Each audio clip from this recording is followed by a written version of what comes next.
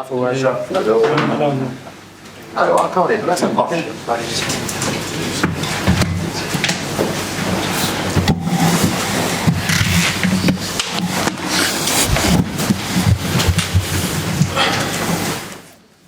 afternoon all.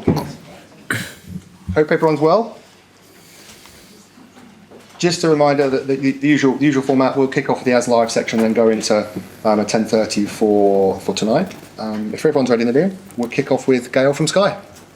Afternoon. Afternoon. As you sit there now, Mikel, going into 24 hours out from the start of the season, how different do you feel going in as champions?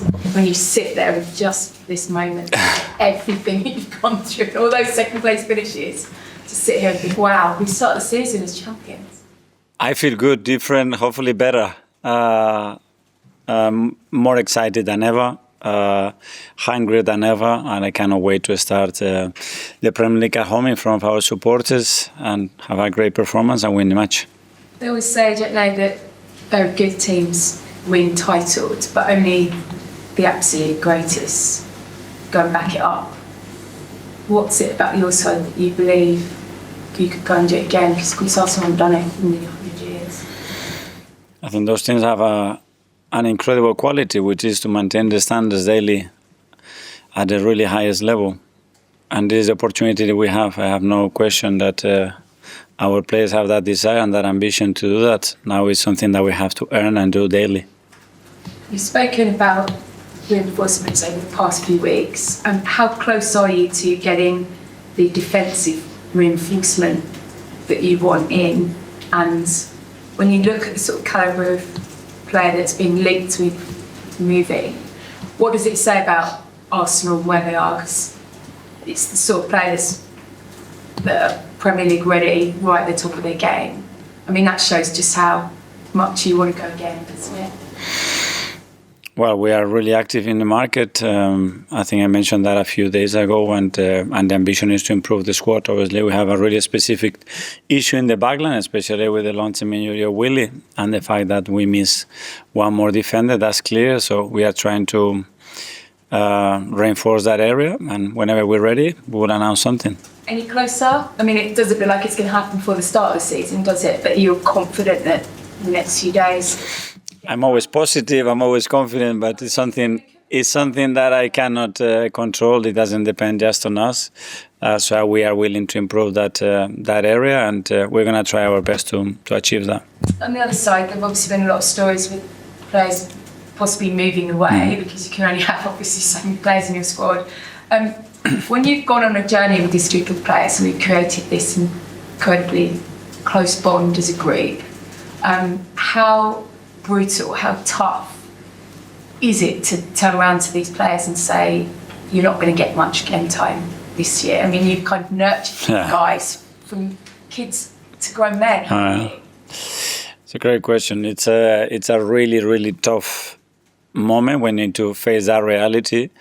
But I think you need to face it with a real honesty and transparency, because when you are in the other side, that's exactly what you need. You might not like what you've been told, but if it's truthful, if it's the reality, if it's honest, and it's going to help you to make better decisions and have more clarity for the next steps in your career, you have to do that. And these are always very difficult conversations, but they need to be done. It's like when a player doesn't feel that he belongs or is important, he wants to have a different chapter. I think that communication has to exist, and it has to be both ways. And we all know that at the end, everything has a start and has an end. And when it comes to the end, I think our duty, our responsibility is to do it in the best possible way, maintaining the respect and the admiration for the player and the relationship, but understanding that at the end we need to make football decisions. I know that you spoke after the game on Sunday about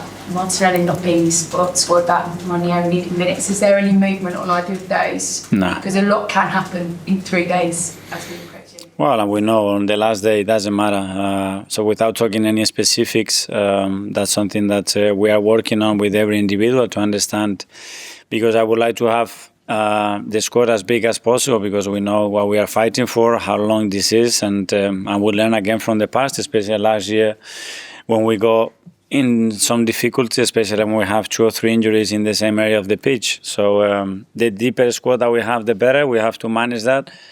But the players have to feel important and value, and in order to do that, they need to play minutes. Mimi from the Premier League. Hi. Hi, I just want to touch up a bit about the mentality. Coming in as champions now, do you feel that you can breathe a little bit, or is there more pressure, the pep talk that you give to the players?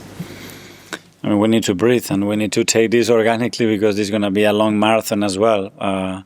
What we need to show is that desire and ambition to be better than what we were last season, a month ago, or a week ago when we play Man City, and we have the ability to improve, to evolve, and that's what I sense and I feel around the club and especially around the players.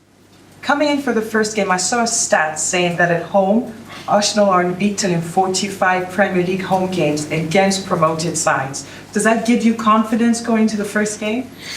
I think every game is different, and we're going to face a really tough opponent.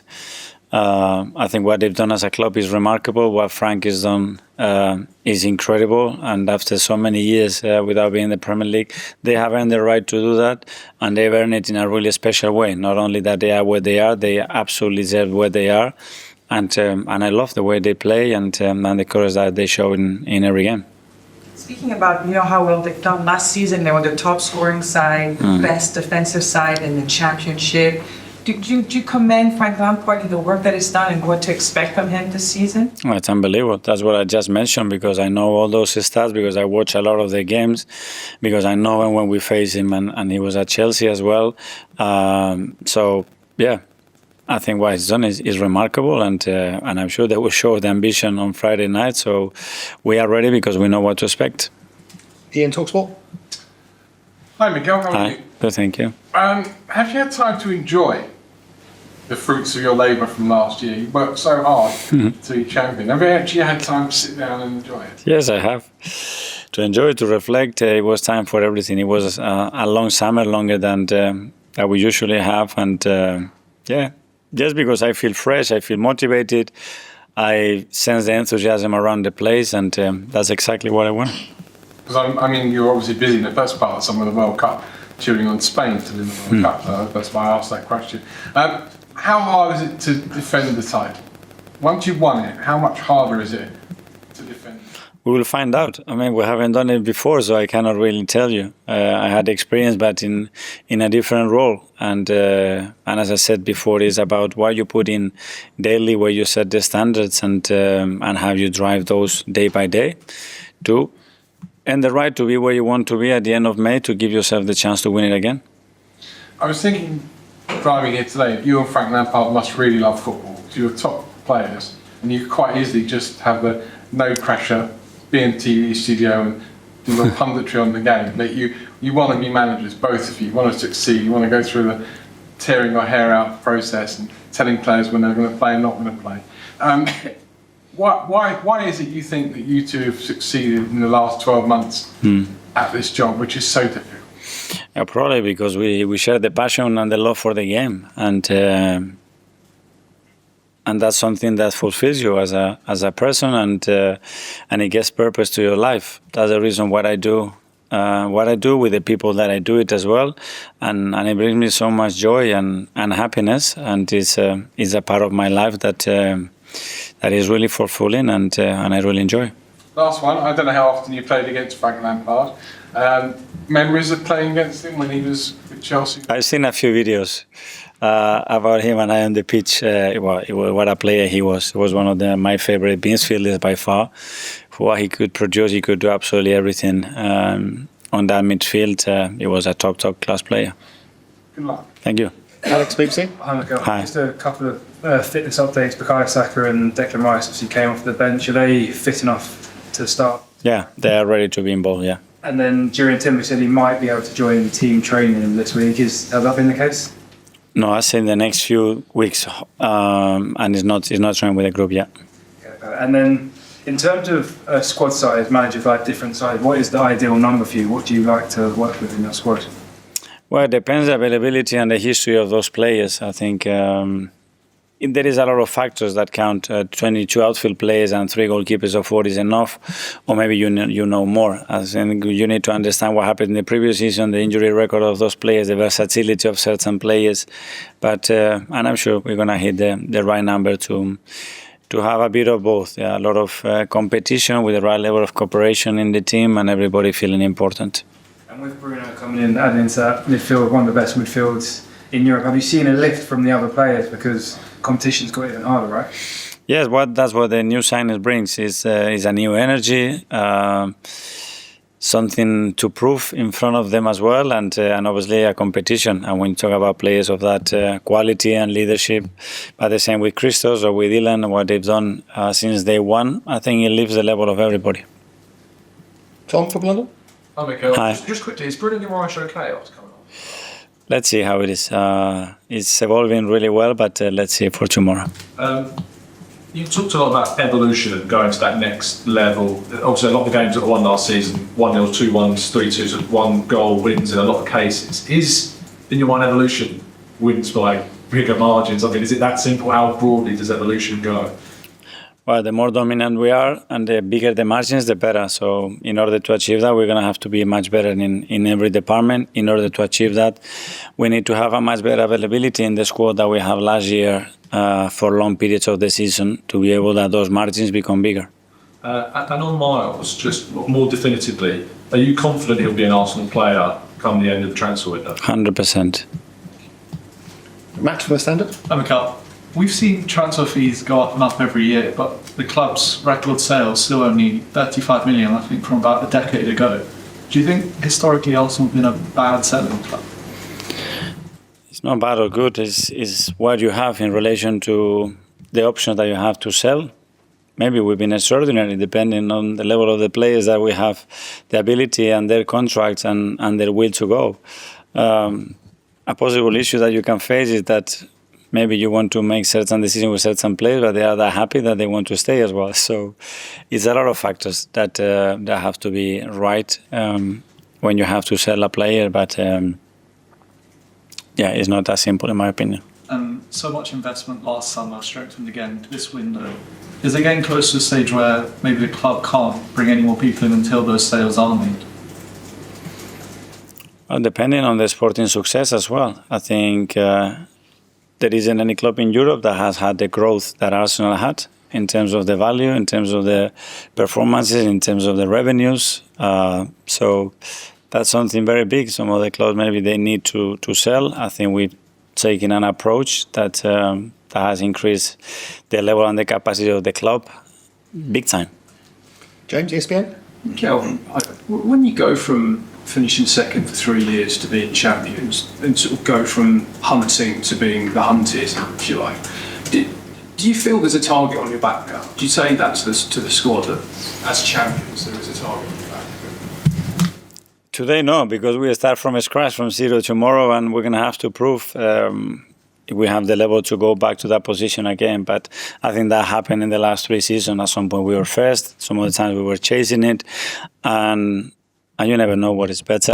If you give me the choice, I want to be first, I want to be hunted, and I want to be in control of our future rather than depend on somebody else. And a lot of the home games, particularly in the second half of the season, were quite tense, weren't they? Very emotional occasions as you were trying to get over the line. Do you think now you have done that, the atmosphere will change, that it will be more, maybe not relaxed, but it will be a bit more emotional than it was? I don't know. I think it's been an evolution in terms of the atmosphere 3-4 years ago, then 2 years ago, then last year. And yeah, when you are so close as well, at some point that atmosphere and the feeling not doing it again can restrict you. But then when I see the celebrations and the parade and those emotions, I'm very confident that we're going to have, in my opinion, the best stadium in the world and the best atmosphere in the world. Because if we do that, we're going to be much closer to achieve what we want to do again.